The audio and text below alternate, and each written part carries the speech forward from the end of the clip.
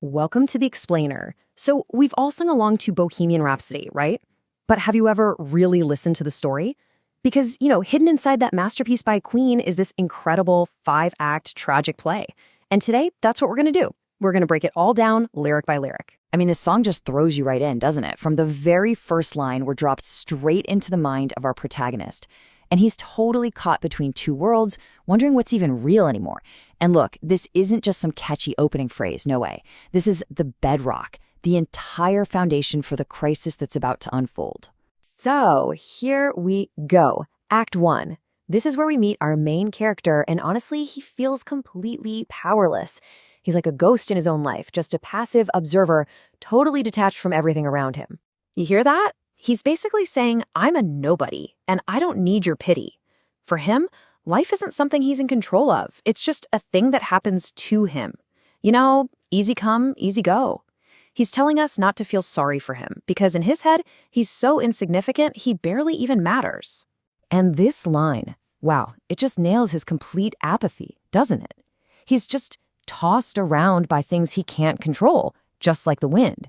It sets this really bleak, really detached stage.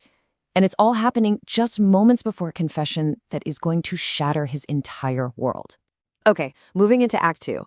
This is the famous ballad part of the song. And that feeling of detachment we just talked about, well, it gets completely obliterated by one single life-changing confession. And wow, there it is. Just like that. It's sudden, it's stark, and there's no going back. This is the moment the whole story kicks off. All that apathy from before, it's gone. And it's replaced by this horrifying new reality that he, and he alone, just created. And right here, you can just feel the immediate, devastating weight of what he's done. He gets it, instantly. His future, his potential, everything he could have been, poof, it's gone. He's just thrown it all away in a single moment. Now the reality is really starting to sink in. He's not that passive kid anymore, is he? Now he's a man who has to face his own end. He knows he has to say goodbye to everyone, to everything, and go face the truth of what he's done. It's time to pay the price. And that desperate goodbye, it literally catapults us into Act 3, the totally chaotic, famous opera section. And you gotta understand, this isn't just musical showmanship. What we're hearing is a frantic, supernatural trial for our protagonist's very soul. So, when you hear that word, Bismillah, that's our big clue. It's the signal that we are not in the real world anymore.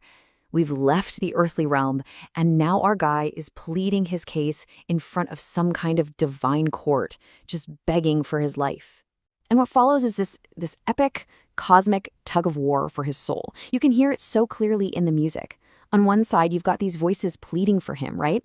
Let him go. But on the other side, there's this powerful, unyielding force just shouting back, no, we will not let you go. And this is where his terror just hits its absolute peak. He screams out, completely convinced that a powerful demon, Beelzebub, has personally claimed him. It's not just any devil. It's one set aside specifically for me, for me, for me. So in his mind, it's over. The judgment is in, and he has lost. And this brings us to Act 4. All of that fear from the trial, all that desperation, it just explodes into the hard rock section of the song. This is his final, furious blast of pure rage. Yeah, he's not pleading for his life anymore, is he? Now he's accusing, he's lashing out at this mysterious you. And who is that you? Is it society? Is it the judges from his trial? We don't really know. And honestly, that's what makes it so powerful. And then the accusation gets even more painful, even more personal.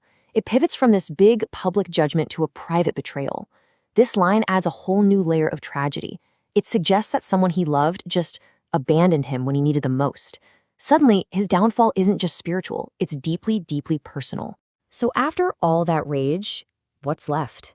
Just this raw, almost animal-like need to escape. This is his last act of defiance. It's this desperate scramble to run away from a fate that, let's be honest, has already been sealed. There's no getting out. And that brings us to the outro, our final act. The fury's all gone, the trial is over.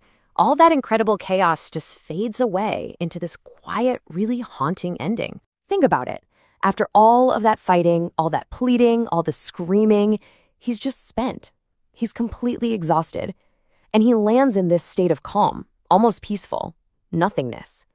The struggle is finally over. And he says it again. That repetition isn't really for us, the listeners. It's for him.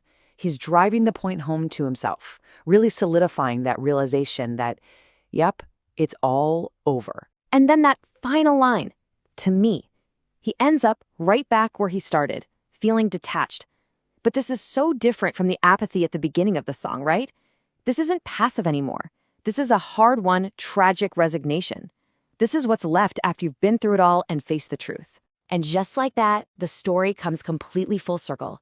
He echoes that same line from the beginning, but now it carries the immense weight of his confession, his trial, everything. It's not a statement of indifference anymore. It's a statement of acceptance. So, it kind of leaves us with this big question, doesn't it? After watching him go from this apathetic kid to a condemned man, is his final conclusion that nothing really matters? Is that the ultimate tragedy? Or could it be, in its own strange way, a kind of freedom? A final release from all his suffering? Definitely something to think about the next time you hear that iconic final gong.